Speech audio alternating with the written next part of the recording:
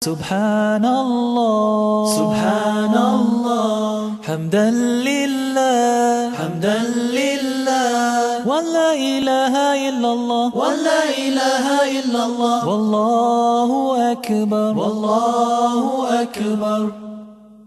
Assalamu alaikum wa rahmatullahi wa barakatuh. Welcome to Al-Hikmat TV. My name is Naima Ghanny, and I'll be your host for today's segment of Who's Who in America and the Community. This program brings to you individuals who have dedicated and committed their lives to serving Allah. They come from the national, local, and international levels of the community. We hope that their story will serve as an inspiration to you to get involved in your community. Today, my guest is Sister Patricia Salahuddin. She is a National Board Certified Teacher. She is also the President and Founder of Muslim Teacher Association, and currently she is a doctoral candidate at Florida International University. Welcome to the program, Sister Patricia. Thank you, Sister Naima. It certainly is a pleasure to have you on today. Yeah, it's a pleasure to be here. Thank you for inviting me. Oh, you're more than welcome. Tell us a little bit about your reversion to Islam. I reverted to Islam in 1971. Wow, it was a long time ago. Right, Yeah. a long time ago. I was a young student, and I was looking for something that was more fulfilling for me. And I lived in Mississippi. That's where my home. I was born and raised in Mississippi. And at that time, in the early 70s, late 60s, early 70s, we were going through this period of civil rights, and which we're still going through that. But that was a crucial time period. Exactly, Yes. it was a very crucial time period. And at that time, as a young person, I felt that that I needed more, and that I needed to be a part of something that allowed me to allow me to feel like I was a part of the world. I was not a second-class citizen. And so at that time, what I was introduced to was the Nation of Islam. So that was appealing to me in the sense that it offered dignity to people of African American people, and it provided me with something that I felt was fulfilling to me. And I accepted the Nation of Islam, and I was a part of that until 1974. And in 1974, when Imam Mohamed came into the leadership of the Nation of Islam, because that's when Elijah Muhammad passed away, at that time I was married, we decided that we would stay and follow him and learn more about Islam, the Orthodox religion. So you continue to be part of the Nation of Islam. Yes. Well, actually, at that time, he changed it. Imam Muhammad said we will no longer practice Islam as the Nation of Islam has practiced it. We will now practice Which it. was, if you don't mind me asking, what was the difference? The difference because I'm sure was, our audience may not understand. Okay, the difference was that we were more focused on Elijah Muhammad as a prophet, and as we know now that he was not a prophet.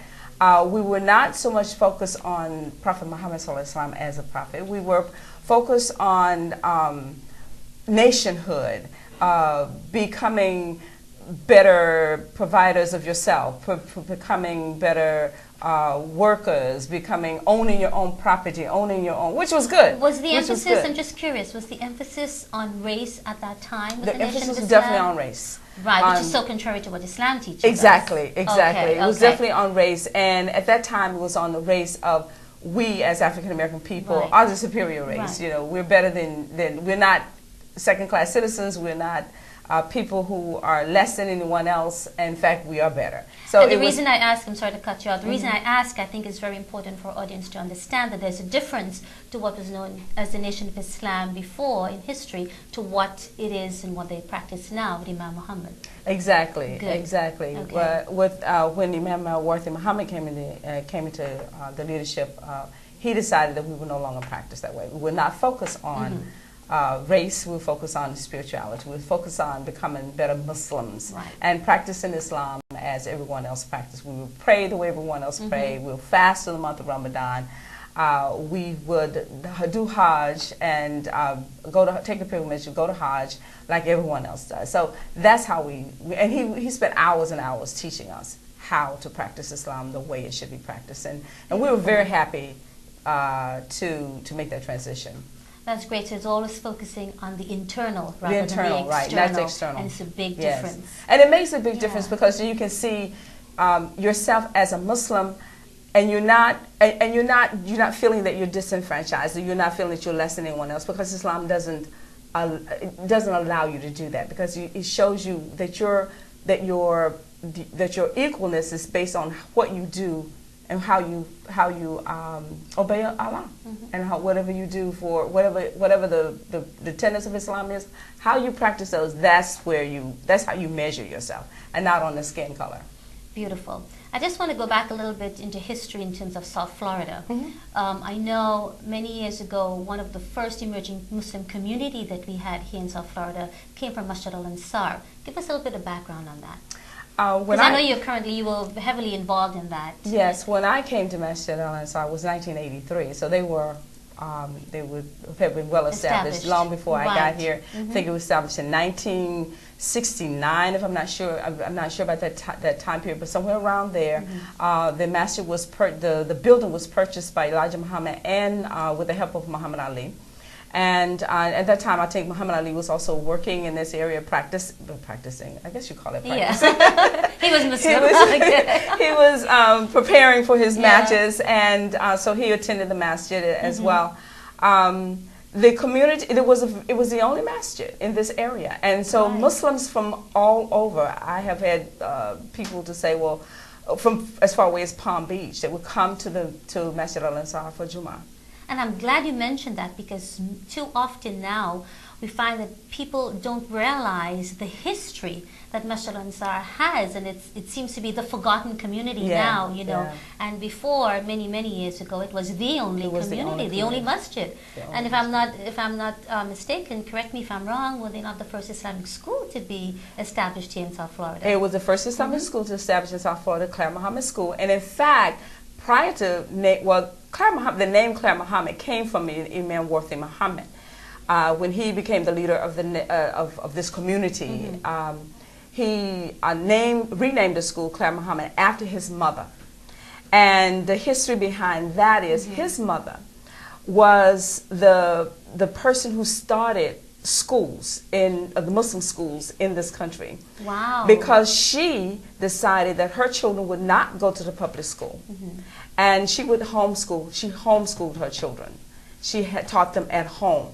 And at that time, of course, you weren't allowed to teach your children at home. So the police came to her house. Seriously? Yes, and threatened to put her in jail if she did not send her children to school. Was that a racial It decision? was definitely a racial issue. Okay. They could care less. Oh my goodness. It was a racial issue. But how dare you? How dare you defy our who system? Are you? Who are you to teach? Yeah, exactly. Who are you to teach, and how dare you to defy our system? Although we're not teaching your children much of anything, but we want them there anyway. But so she defied that, and a lot of Muslims in the community took their children out of this public school and were teaching them home, and they would put the people in jail. They would put them in jail. There's a woman who actually had a child in jail. They put her in jail, her husband in jail. One member of the community died in jail because they chose to homeschool their children.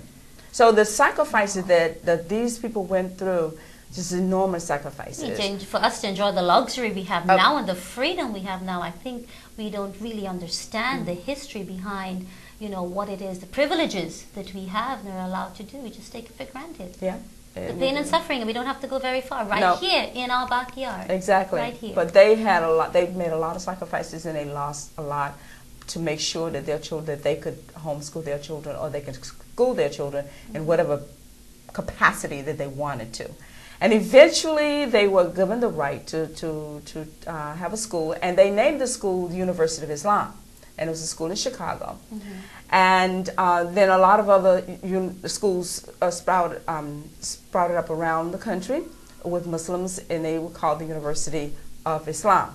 Then after Imam Worthy Muhammad came into leadership of the community, he renamed those schools Claire Muhammad School after his mother.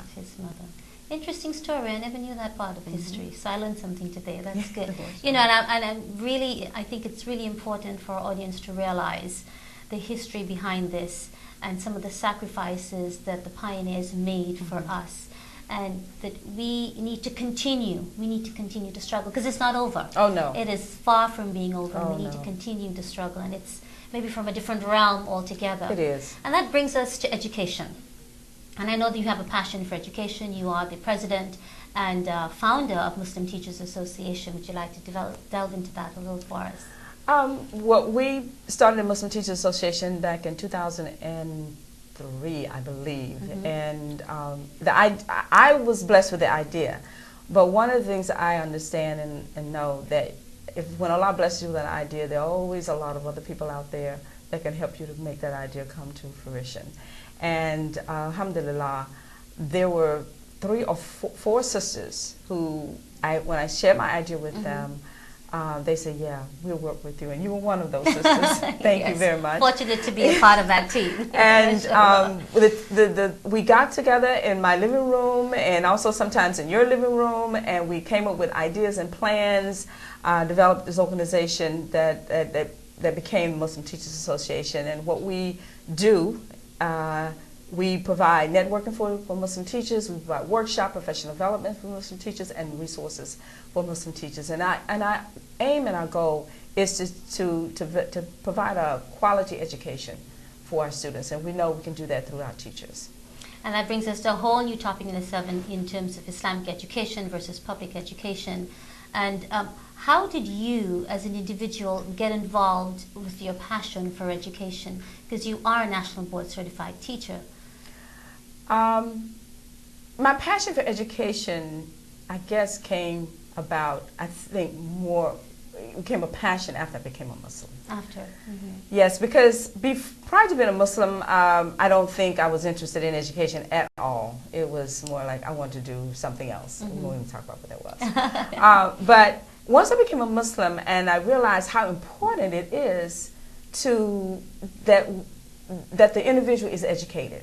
That individual is educated Islamically and, of course, educated in other subjects as well. But an Islamic education provides you with the spirit to be diligent, to be committed, because once you have that sense of commitment, you can do pretty much anything you want to do. And Islam gives us that. You know, Islam it provides you with that. If you study Islam, and that's a part of education too, studying your religion, knowing what it is, that's very important. And that was one of the things that pushed me toward learning, because I saw when I came in that sometimes people, they were Muslims, but they didn't know their religion.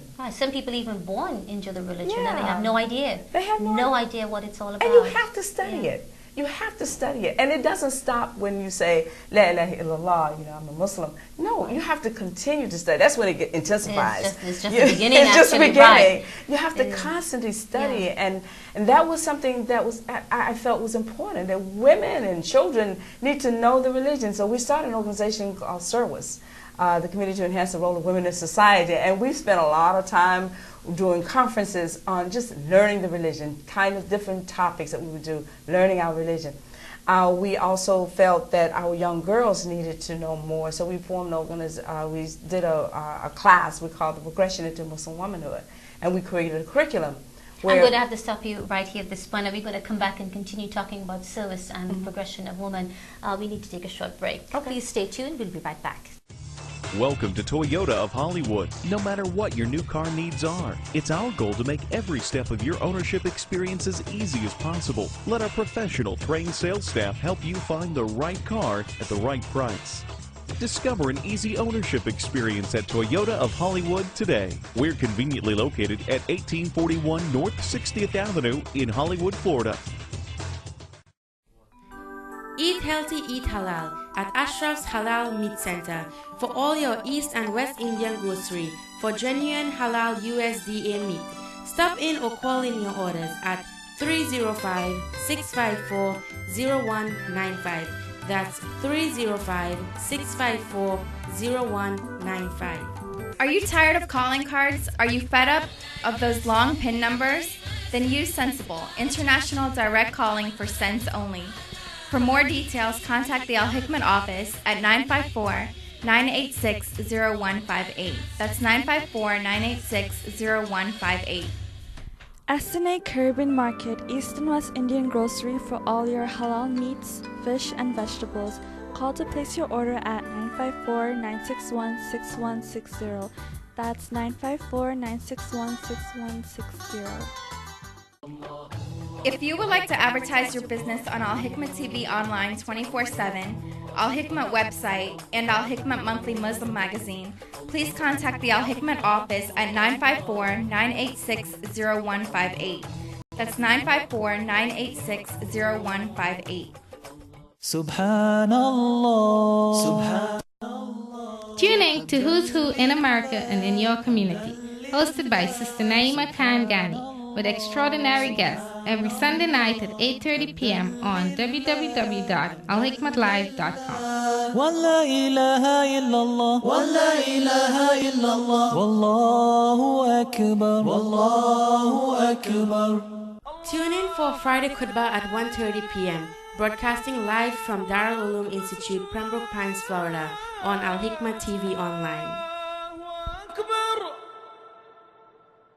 Jashne Ahmade Rasool Allah hi Allah. Tuning to Young Muslim Talent in America, hosted by Salma Mohamed, with talented kids from all over America, every Saturday night at 8:30 p.m. on www.alhikmatlive.com. Allah hi Allah. Oh, Jashne Ahmade Rasool Allah hi Allah. Thinking of doing Sadaqah Jariyah for your near and dear ones? We recommend you to sponsor the Origin of True Islam brochure, the Genealogy of Prophets, or the surahs and zikr to be recited daily as Sadaqah Jariyah for your parents who have passed away. Or you could sponsor one of the items for yourself, fi sabilillah. For more details, contact the Al-Hikmat office at 1-800-804-0267 or 954-986-0158, or email us at alhikmat@alhikmat.com.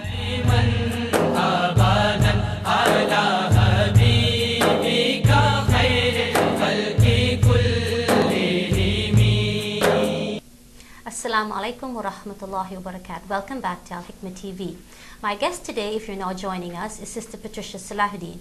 We left off talking about her past involvement in Islamic activities. Sister Patricia, you were talking about service. Tell us a little bit what it stands for and the goal and objective of this organization. Service is committed to enhance the role of women in society. It's a mouthful. And, and it was an organization actually started by Mohamed. He said that women need to have an opportunity to express themselves and to learn, and without anyone else interfering with that. So we started an organization here in South Florida, and the purpose of the organization was to enhance the role of women in society, and one of those enhancements is to learn the religion. And so we had sessions where we taught each other, and we studied, and we had seminars, and we had conferences, and we also spent a lot of time working with our children. And we did career workshops with our students, our children, the children in the masjid. We were the sponsors of the committee, the youth committee in the masjid, the different activities that children would do. We'd take them on field trips, and we had them meeting with other children across the state.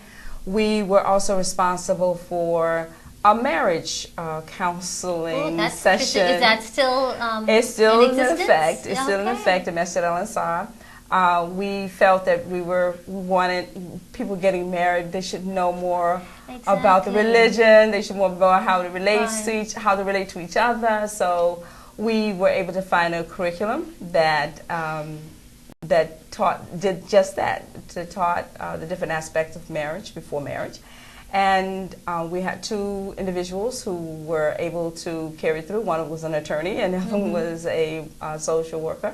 and they conducted those Great. sessions before anyone who wanted to get married. Because we need to get that to spread, you know, just yesterday we were talking about that, some sisters and I, we need to get that spread in other communities as well, because it seems to be a problem that is being ignored and sort of pushed under the table because nobody wants to talk about it. It was a struggle. I'm It was sure a it struggle was. to get it at Masjid Al-Ansar. So I'm glad that it's still in existence. Yeah, it's still you in know? existence, and it was quite useful, and we felt it was a need, and therefore we worked to get it to make it. And it was Allah's mercy, because we had no idea where to go, but we kept asking and Right, wondering what to do, Yeah. and Allah blessed us with that opportunity. And so Mashallah. it was a curriculum that we were given, and mashallah, has worked out very well. One of the other things that we did was for the progression into Muslim womanhood, which was a class for young girls, and we started with girls from 12 to 18. We go through a curriculum of Islamic studies, leadership, and we call it financial home management, and we'd call it the financing of the home and budgeting, and So you taught them everything they you need to know about skills, Yes. cooking, and then sometimes having fun. So we did all of those things with our girls, and we had a class. And those girls, right now, it's amazing. Alhamdulillah, the girls that with that first class that we did, one of them has her own school where she homeschools her children, and she does tutoring for the community. The other one started a camp called Camp Khalil.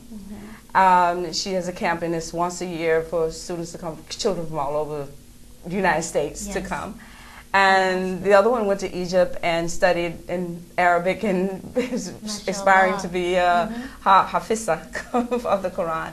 So you have all of these wonderful things happening as I wouldn't say as a result of that, but those girls went through that program. They motivated them. They had great families. But, and so we did another program just recently, and then from that program, the girls went into a Girl Scout troop. So now we have formed a Girl Scout troop, where the girls are from 6 years to 18. And all these activities you talk about is really fascinating and so effective in the community and so much needed in our community today. Is it still in effect? And if it is, how can you spread to other communities? Because I think other communities need to benefit from some of these programs that you're doing. Well, the Girl Scouts are still in effect. Service is not in effect as of now. This is disbanded, and sisters have gone in different directions doing different things. But the Girl Scouts is still in effect, and we're available to help them. If anyone in the community would like to start a Girl Scout troop, we have the resources to help them to get it done. It's not a problem. That's good. We're going to have another show and bring that back, as a focus, inshallah. Now, tell me, I'm curious to know, in the past, can you compare the community as it was then, in the 70s and 80s, to what it is now, and the need to change? What should our strategies be now? Because did you not focus on the need of the community then, to what the children needed, to what the community, what was going to be best for the community that time? And then now, can you do a comparative study to what our community needs now and where we need to go? I think our community needs the same thing they needed then. The needs didn't change. It doesn't not change. Okay. We are still in need of being more God conscious, focusing on Allah, focusing on what Allah has prescribed for us to do, and to do it well. Study the religion and do what Allah, be obedient to Allah. Yeah. That's what we need to do. That has not changed. And that will never change. It never changed. Exactly. It has That's not going to be the common thread that will never change, and it's going to bring everyone together. Exactly. But in terms of our strategies, how is that? Has that changed? The way we go about it? Yes. No. I think what happened though, we have in the society, we just have more distractions, and we have more distractions for our children. So we must, and I think with parents, the younger parents may have become a little bit more relaxed, and I do feel that there's a need for parenting classes in our community. Because your parents and my parents and me as a parent and you as a parent, we had a certain way of doing things, Right. and if we notice, sometimes we'll see that those things are not happening. They're not. Children are not raised the same way. And what worked for us, And may what not works for necessarily us work did not the work next for them. generation. It's a whole Right. different way, and Yeah. its approach needs to be changed, even in the school system, our schools. The way we teach the children, we have to come up with better ways of doing it, because children will rebel against whatever the status quo is. Right. They rebel against Yeah. whatever they think your traditions are. They will rebel. They don't have that same commitment. And when I came into Islam, I came because I wanted to. You wanted to. I wanted it. I knew I needed it, and I loved it. But when raising my children will say, "Oh, this is." They grew up They in grew it, up so in it, it's so it's just different, something yes. that you do. Yeah, You know, so it is, and so then their children will have even less That's of a right. commitment. So we have to work harder, and we have to come up with different strategies for getting our students, our children, committed to the religion and learning it and wanting to learn it. It's just wanting to learn Giving it. it more meaning, because it made meaning for you, like Yeah. you just pointed out, because you got into it out of your own free will, whereas our Exactly. children are in it and they take it all for granted. They don't realize the struggle you had to go through to get to the point where they are right now. Exactly. And we as parents and even as adults need to embrace the challenges we have in our community, because it's not over yet. No, it's not. It's not It's over just yet. beginning. And we're all, in each one of us, we have a challenge, we have our challenges, and we have a goal, and we have responsibilities. And our children will not see that, and unless we come up with different strategies to help them to see it. I remember when Brother Tawhidi, one of our, may God be pleased with him, he presented this program, the Tarbiyah Project, and that is touching the spirit of the child. And that's one thing that we have to do. We have to touch the spirit of the child. If we don't touch the spirit of the child, we will lose them. And we will not get them to be able to understand the importance of Islam. And it's not just something that we do. It is a way of life. It is a way of life that will bring you inner peace. And you won't have to look for the outside for external pleasures and external satisfaction, because it will be inside. But you can't. But you have to understand that Islam will bring that to you. I think too often a lot of people, regardless of what community they belong to, they take Islam as being superficial. You know, it's just on the surface. So they don't dig really deep into themselves and to the religion itself to see that it's a way of life. And that brings us to your passion. Back to your passion again in Muslim Teachers Association, because this seems to be one of your strategies to get the community to sort of come back together.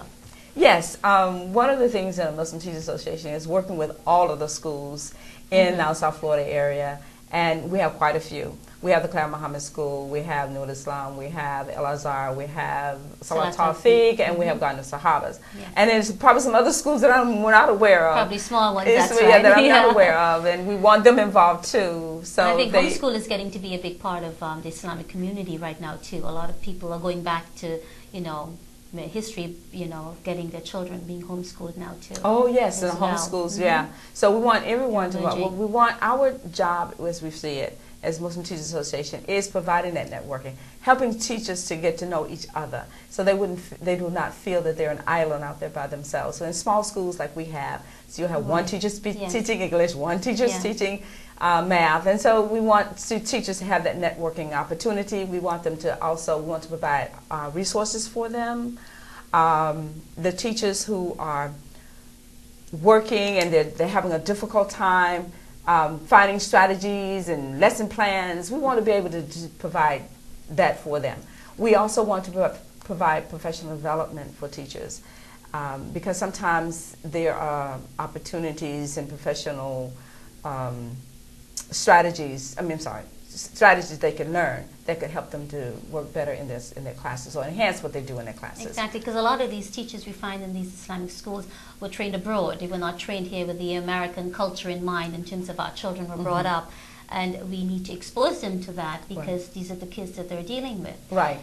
So do you also provide resources for the Sunday schools, for the madrasa and weekend schools, Islamic weekend schools as well, not just the full-time schools? Yes, the weekend schools as well, because the same strategies that you would use in the public schools or not the regular school setting, you can also use in the weekend schools, lesson plans, different types of groupings and different types of strategies that you use to deliver a lesson. So these are things that we can work with in the weekend schools as well. So the teachers, and the weekend school teachers are volunteering. Right. And they're there because they want to do it. But we just want to help them to do it better and to make it easier for them. And there's always room for improvement when it comes to that, and especially teaching, Yes. educating our children. It's a big responsibility, regardless Definitely. of who's taking it on, whether you're volunteering or you're getting paid for it. It's a big responsibility. It definitely is. It definitely is. Educating We're working the future, with that's we're right. working with our present and our That's right, future. the present and the future, that's yes, we right. are. So we want to help teachers, whether they're in a weekend school,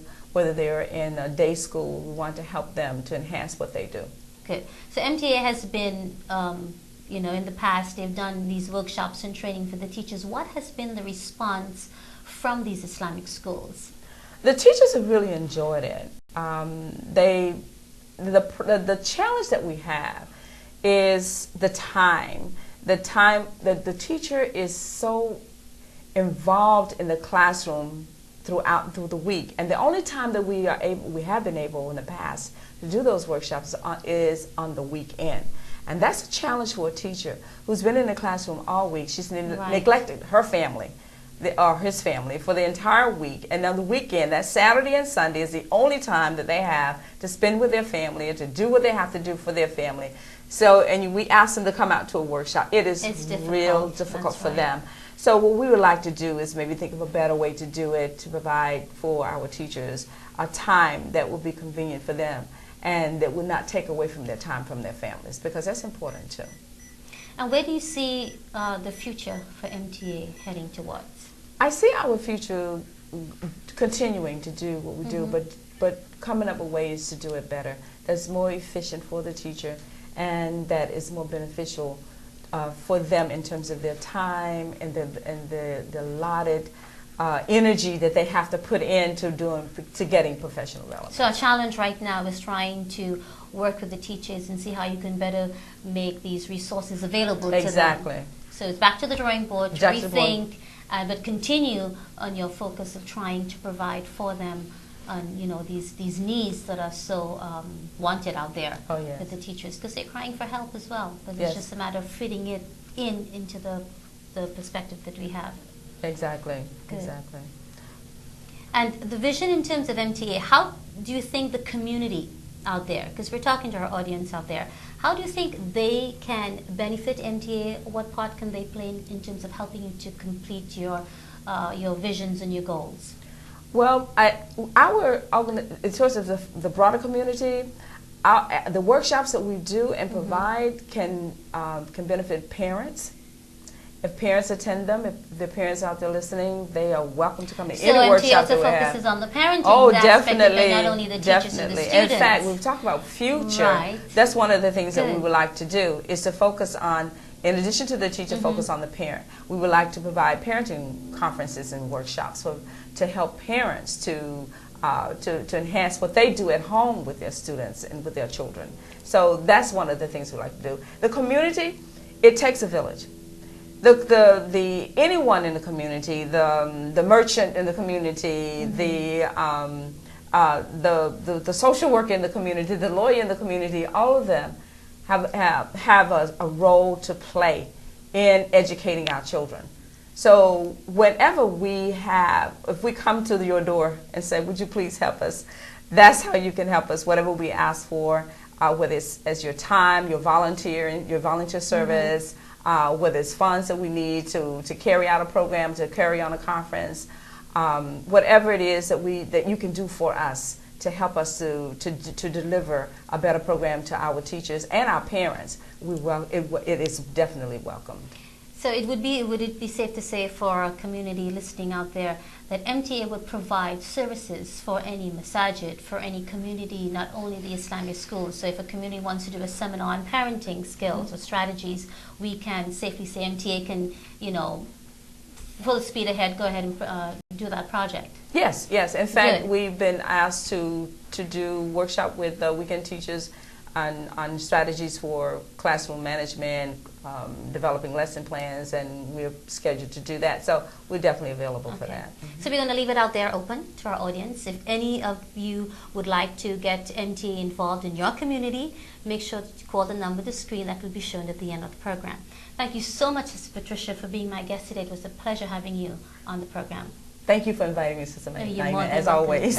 You're more than welcome. And that brings us to the end of our program for today. Join us again next week for another edition of Who's Who in America and the Community, where you meet ordinary people doing extraordinary things. Until then, Assalamu alaikum wa rahmatullahi wa barakatuh.